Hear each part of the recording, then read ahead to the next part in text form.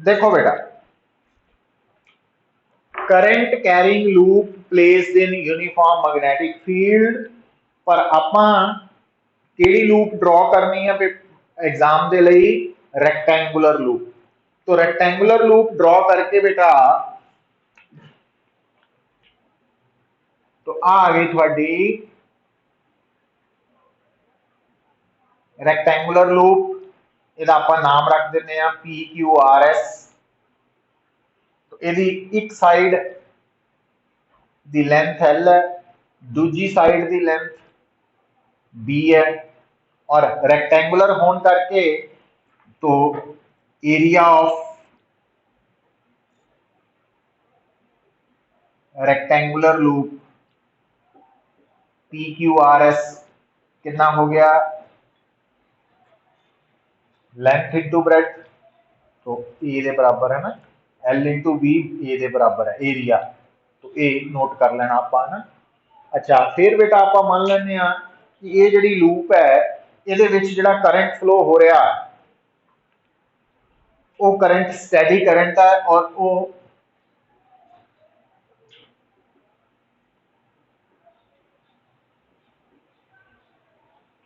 और जिस जगह पे ये लूप लाई कर रही है बेटा उत्थे यूनिफॉर्म मैग्नेटिक फील्ड है।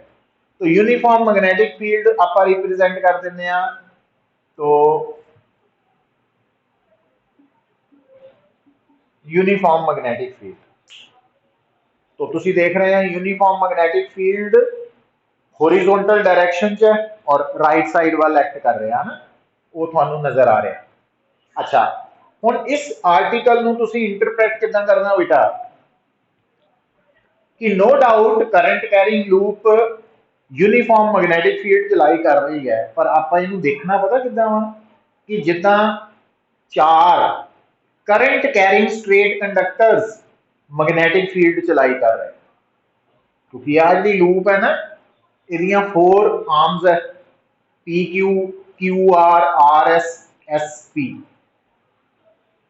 PQ QR RS SP। तो ये 4 स्ट्रेट कंडक्टर्स है, मैग्नेटिक फील्ड चलाई कर रहे हैं। हुण आपां कल टॉपिक पढ़िया सी कि अगर कोई current carrying straight conductor magnetic field चलाई करे, ਉਹਦੇ ਤੇ लगन वाली मैग्नेटिक फोर्स का फार्मूला ILB sin थीटा वा, और ILB sin थीटा च L की सी उस स्ट्रेट कंडक्टर की लेंथ है। L का मतलब स्ट्रेट कंडक्टर लिए L की होंदा लेंथ, और sin थीटा च थीटा की सी कि वो जड़ा करंट कैरिंग स्ट्रेट कंडक्टर है ना, करंट कैरिंग स्ट्रेट कंडक्टर जो है ਉਹਦੇ केस च theta ILB sin theta magnetic force के फार्मूला च थीटा की होंदा करंट की डायरेक्शन ते मैग्नेटिक फील्ड की डायरेक्शन च बनने वाला एंगल। याद होना चाहिए स्ट्रेट कंडक्टर लिए। हुण इन्हां गल्लां नूं दिमाग च रख के जदों आपां इत्थे अप्लाई करन लगे हां तो सब तो पहला आपां बेटा इनू पकड़ते हैं किहड़ा कंडक्टर SP नूं। हुण ध्यान दिओ पुत्र, जिहड़ी ये रेक्टेंगुलर लूप है ना, आ वाली रेक्टेंगुलर लूप इदा इदा लाई कर रही है ना, इदा टिल्ट जी हुई है, तो मैग्नेटिक फील्ड इदा वा, आ मैग्नेटिक फील्ड है। तो आ लूप का प्लेन है, आ प्लेन है, तो आ मैग्नेटिक फील्ड है। तो मैग्नेटिक फील्ड इस प्लेन के नाल कुछ आ एंगल बना रहा अल्फा, मतलब अल्फा इस आर्टिकल की है angle between magnetic field intensity and plane of the coil. Coil दे प्लेन और मैग्नेटिक फील्ड च बनने वाला एंगल अल्फा है।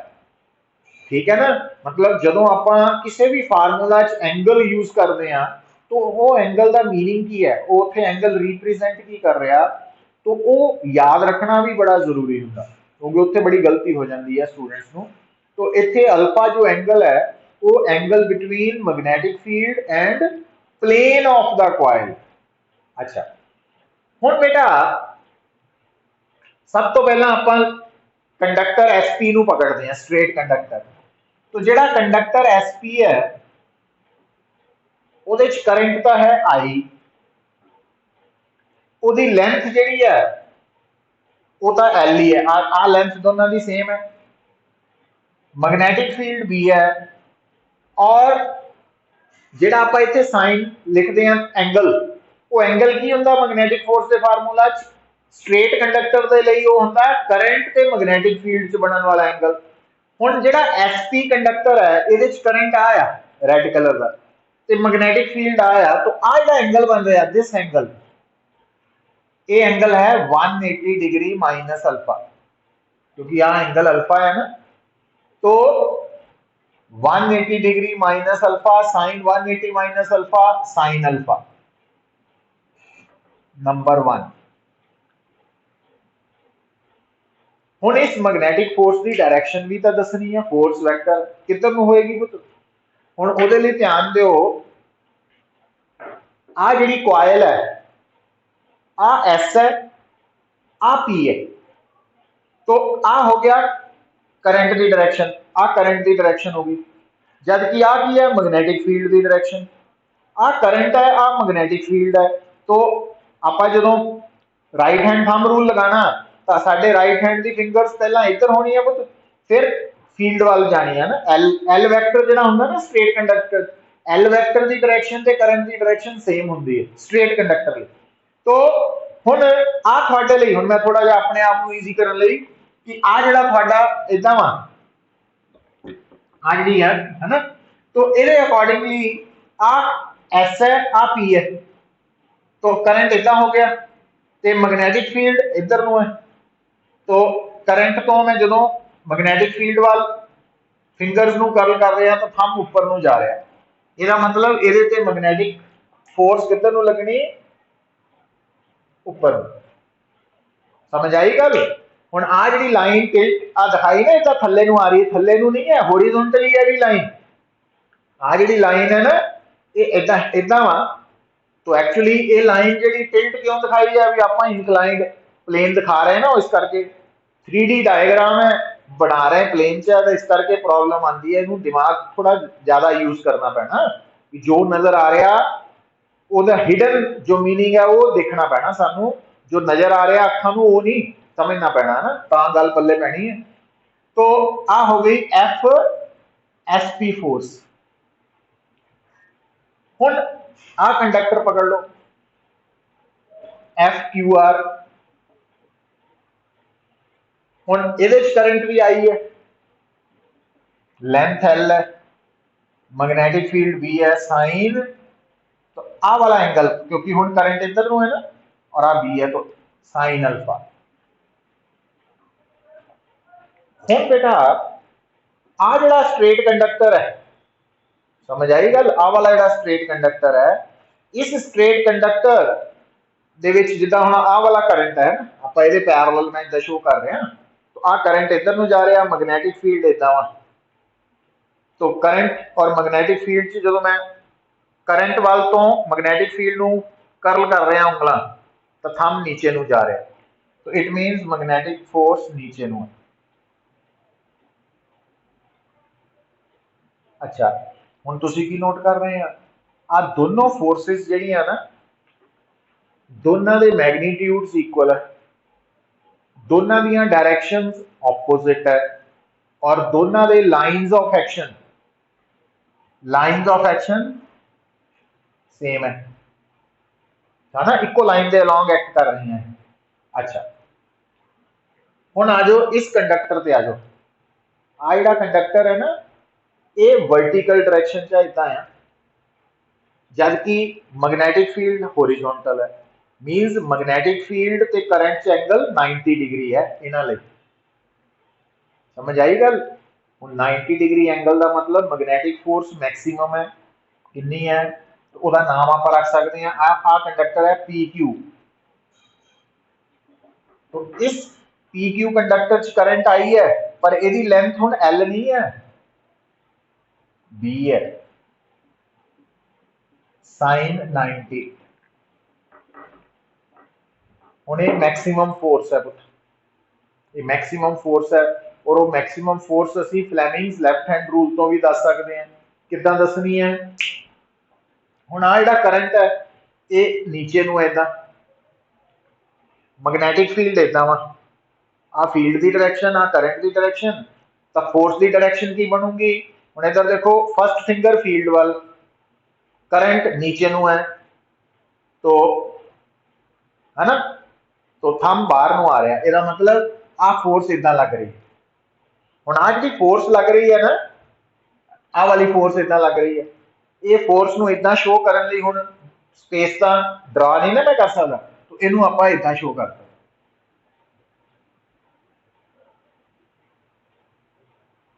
तो यदी लाइन इदां वा, आ बन गई।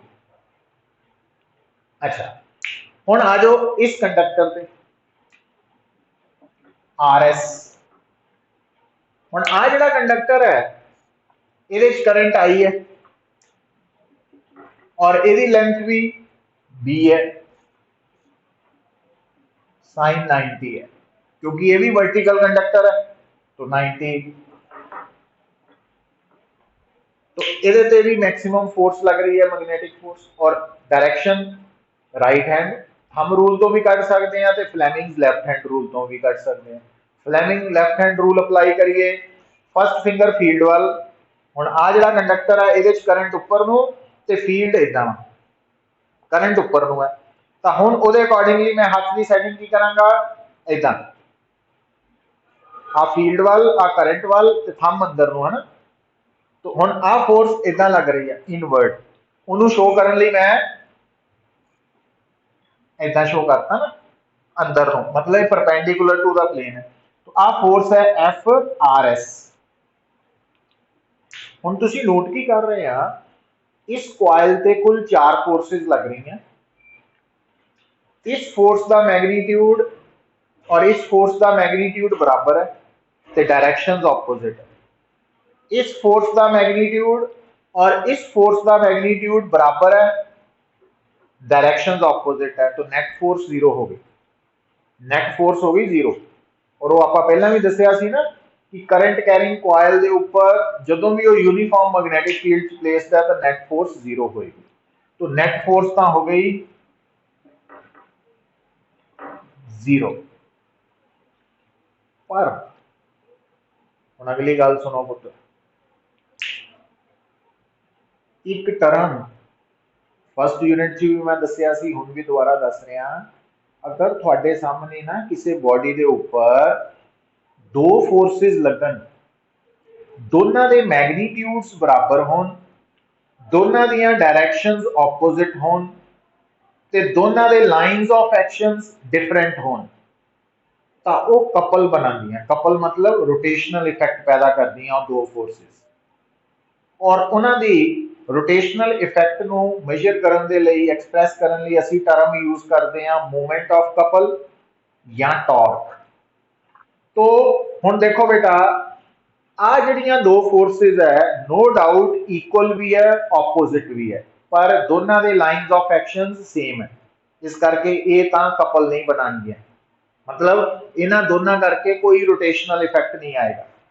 पर आ जिहड़ियां दो फोर्सेस है, ये इक्वल भी है, ऑपोजिट भी है, तो लाइन्स ऑफ एक्शन इस वक्त डिफरेंट भी है, तो इन्हां करके कपल बनेगा। और उस कपल की मूवमेंट ऑफ कपल या टॉर्क कितना कढ़नी है पुत्र, तो टॉर्क और मूवमेंट ऑफ कपल कढ़न लई तुसी ना फार्मूला केड़ा यूज करना, magnitude of either force into perpendicular distance between their lines of action. मतलब आ जड़ियां दो थानू डॉटेड लाइन्स नजर आ रही, वालियां आ नहीं, आ जड़ियां दो डॉटेड लाइन्स नजर आ रही, इन्हां च शॉर्टेस्ट डिस्टेंस लेना आपां, वो मैं दसदा किदां लेना पुत्त, गल नूं सुनियो। हुण क्योंकि आ दोनों फोर्सेस का मैग्नीट्यूड तो सेम ही है, तो जिहड़ा मर्जी मैग्नीट्यूड लिख लो, चाहे आ लिख लो चाहे आ, इक्को चीज है, I V B into perpendicular distance के लिए हुण आपां डायग्राम बना लीए पहला, है ना। हुण देखो बेटा, आ पॉइंट और आ जिहड़ा दो पॉइंट है जिहड़े नजर आ रहे हैं ना, तुहानूं आ दो पॉइंट्स नजर आ रहे, तो ये दो पॉइंट्स अगर मैं इत्थे ड्रॉ करा इदां, तो इन्हां दे विच आ जिहड़ी दूरी है, ये एल है, समझ गए। आ जो दो पॉइंट्स है ना, आ वाले दो पॉइंट्स, आ लाइन और आ लाइन पैरेलल है ना, तो इस करके आ लेंथ और आ लेंथ एल है, आ वाली लेंथ, ठीक। अच्छा हुण जिहड़ी आ वाली फोर्स लग रही सी, आ वाली फोर्स ये कितना लग रही सी, इदा है ना, ते आ फोर्स लग रही सी इदा, ठीक। हुण इहदा मतलब जिहड़ी आ फोर्स है ते जिहड़ी आ फोर्स है, इन्हां च शॉर्टेस्ट डिस्टेंस किहड़ा, आ डिस्टेंस शॉर्टेस्ट नहीं है, शॉर्टेस्ट आ है, तो वो कितना शो करांगे बेटा, तो ਉਹਦੇ ਲਈ ਆਪਾਂ आ शॉर्टेस्ट डिस्टेंस है, this is the shortest distance, ठीक है। तो जड़ियां दो फोर्सेस लग रही हैं, केड़ियां दो फोर्सेस, एक आ वाली फोर्स इनू मैं इदा दिखाता एफ पी क्यू, और आ वाली फोर्स नू मैं दिखाता एफ आर एस।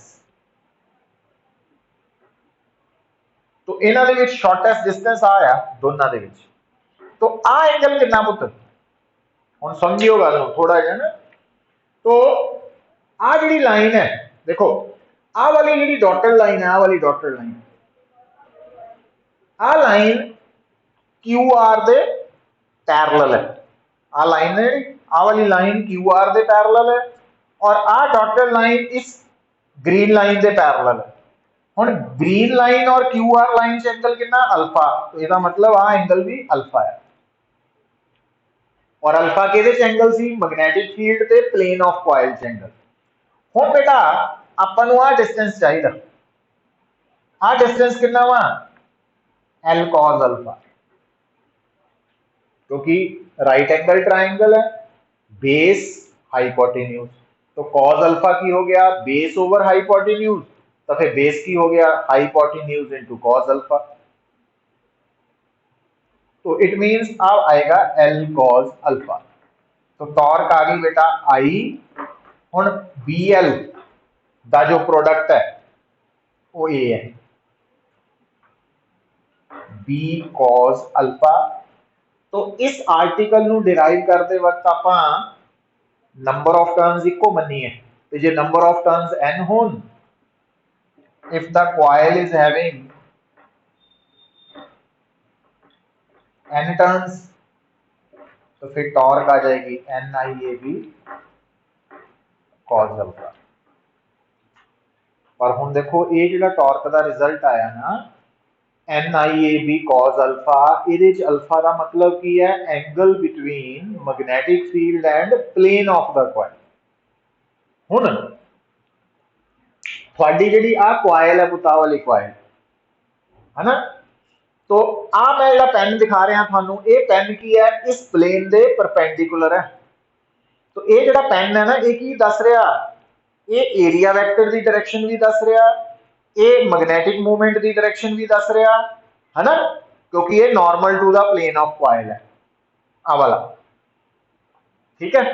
तो हुण आ जिहड़ा एरिया वैक्टर और आ मैग्नेटिक फील्ड च एंगल बन रहा, हुण मैं एरिया वैक्टर नूं इदां शो करता, आ एरिया वैक्टर, तो आ एंगल आ कितना बनूगा, थीटा, क्योंकि आपां थीटा की लै रहे हैं, angle between area vector and magnetic field, और कॉइल दे केस च एरिया वैक्टर दी डायरेक्शन, मैग्नेटिक मूवमेंट दी डायरेक्शन ते normal to the plane of coil इको ही मतलब है तिन्हां दा। तो थीटा की है angle between area vector and magnetic field, या angle between magnetic movement and magnetic field, या normal to the plane of coil and magnetic field. तो हुण थीटा और अल्फा का सम की आ रहा, 90 डिग्री, पता लग रहा क्यों। हुण अगर थीटा प्लस अल्फा 90 है, तो अल्फा हो गया 90 माइनस थीटा, तो इस फार्मूला च जे आपां कॉस अल्फा नू रिप्लेस करना, तो इत्थे जे मैं कॉस अल्फा की वैल्यू कड्ढां, तो वो आनी चाहिए कॉस 90 माइनस थीटा के बराबर, जिन्हों असीं साइन थीटा भी कह सकते हैं। तो इट मीन इत्थे आपां कॉस अल्फा की जगह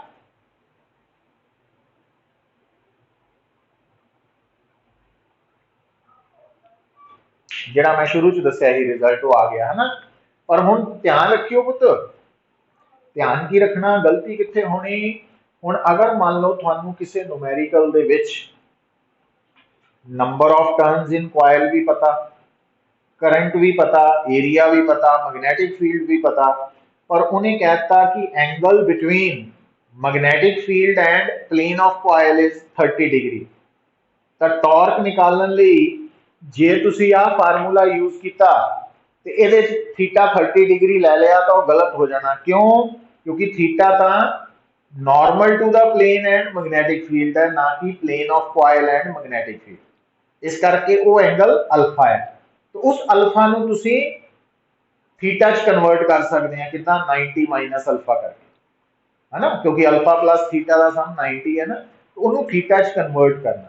हाँ, अगर उन्हें थानू कहा वा कि angle between normal to the plane of coil and magnetic field is 30 degree, या उन्हें क्या वा angle between area vector and magnetic field is 30 degree, या उन्हें क्या है angle between magnetic movement and magnetic field 30 degree, फिर थीटा 30 लेना।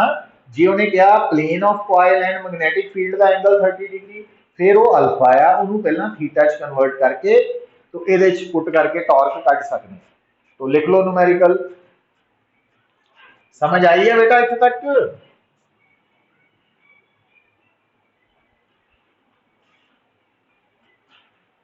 आर्यन पांजा,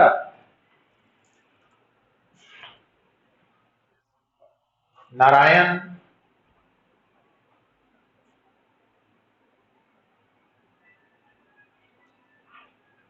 यथार्थ,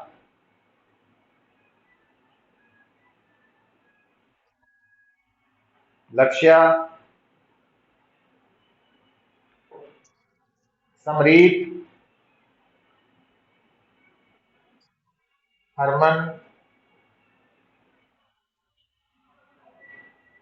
आर्यन मीनिया,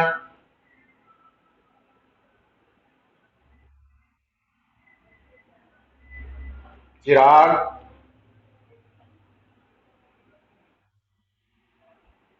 तो समझ आ रही है पुत्र चिराग? अच्छा ठीक है, कल टेस्ट भी है, कल देना टेस्ट तो। हाँ, पार्ट 3A 3B 3C का। चलो एक न्यूमेरिकल लिख लो पहला। एक करंट कैरिंग कॉइल, एक current carrying coil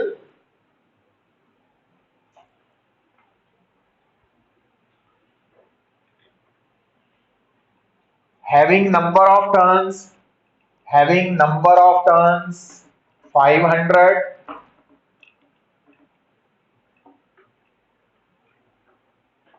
having number of turns 500, area 200 square centimeter, carrying current I of 5 ampere is placed in magnetic field of intensity 3 into 10 raised to power 3 Tesla,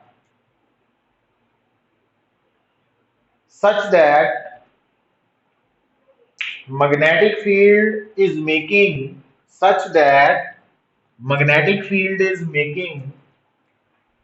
an angle of 60 degree with the plane of coil. Calculate torque experienced by the coil. हुण बेटा जिहड़ा इत्थे angle 60 degree दिता ना, ये है alpha आ plane of coil दे नाल, जबकि सानू टॉर्क दे फार्मूला च NIAB sin थीटा थीटा की चाहिदा हुंदा angle between magnetic field and normal to दा। तो थीटा की वैल्यू कितना कढ लेनी 90 minus alpha is equal to 30 degree. अच्छा, और एरिया नु तुसी 200 into 10⁻⁴ स्क्वायर मीटर च कन्वर्ट कर लेना, तो वैल्यूज पुट करके आंसर निकाल सकते हैं। ठीक है, तो इस तरीके नाल ਤੁਹਾਡਾ आंसर आ जाएगा। तो ये तो है बेटा रिगार्डिंग